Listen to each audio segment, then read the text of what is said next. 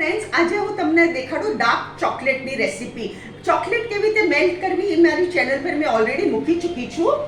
હવે શું કરવાનું, આવી ચોકલેટ ટ્રેમાં એ મેલ્ટેડ ચોકલેટ રૂમ ટેમ્પરેચર પર ઠંડી કરીને, આ ચોકલેટની સ્પેશિયલ ટ્રે છે, મેં આવી રીતે આમાં ચોકલેટ ઠેરવી દીધી. બીજી ટ્રે આ રહી, આને બી આપણે આવી રીતે ઠેરવી દેવાની. આ આપોઆપ નીકળી જાય બધી. બહુ ઇઝી છે આ.